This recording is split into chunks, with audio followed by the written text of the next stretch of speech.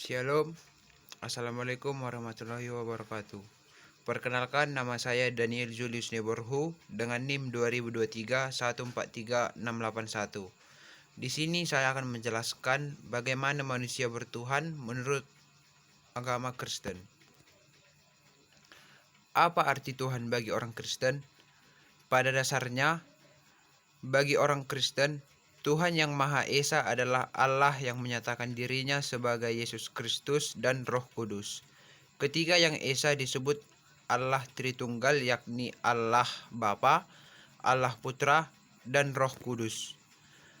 Ada satu Allah namun tiga pribadi.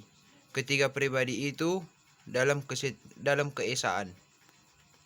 Konsep spiritualitas sebagai landasan ketuhanan. Spiritualitas memiliki definisi yang beragam dalam lingkup kekristenan. Spiritualitas dikaitkan dengan roh yang merupakan unsur terdalam manusia yang mana roh manusia ini memiliki relasi dengan Allah yang adalah roh. Pada umumnya, spiritualitas merujuk kepada hubungan individu tersebut dengan Tuhan. Ciri-ciri manusia bertuhan menurut agama Kristen. Di dalam Alkitab ada istilah buah-buah roh yang dapat menunjukkan ciri manusia bertuhan, yaitu yang pertama ada kasih, yang kedua sukacita, yang ketiga damai sejahtera, yang keempat kesabaran, yang kelima kemurahan, yang keempat yang selanjutnya kebaikan, kesetiaan, kelemah lembutan, dan penguasaan diri. Di sini saya akan menjelaskan tentang buah-buah roh. Yang pertama ada kasih.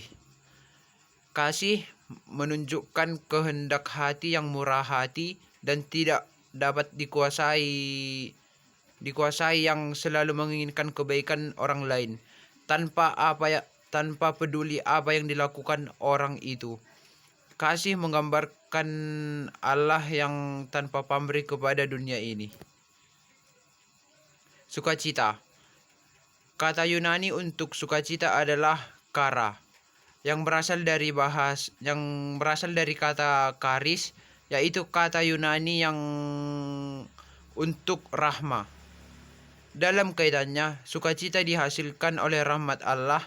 Jadi sukacita ini bukan kebahagiaan manusia yang sesat saja, melainkan sukacita sejati yang bersumber dari Allah. Yang selanjutnya ada damai sejahtera. Damai sejahtera ini merupakan hasil penyadaran pada hubungan Allah. Damai ini adalah keadaan istirahat yang tenang, dihasilkan dari mencari Allah. Yang selanjutnya ada kesabaran. Kesabaran yang sabar dianggap mendapat keberkahan dan pahala dari Tuhan karena mereka mampu menghadapi ujian dan cobaan dalam hidup dengan penuh keikhlasan dan kepercayaan pada keadilan Tuhan. Yang selanjutnya ada kebaikan. Kebaikan adalah inti kehidupan celestial. Kebaikan adalah bagaimana seseorang yang mendalami kehidupan Kristus memperlakukan orang lain. Kesetiaan. Kesetiaan adalah dedikasi diri kepada sesuatu atau seseorang, menjadi setia membutuhkan tekad pribadi untuk tidak menyimpang jauh dan komitmen ataupun janji. Yang selanjutnya ada kelemah lembutan.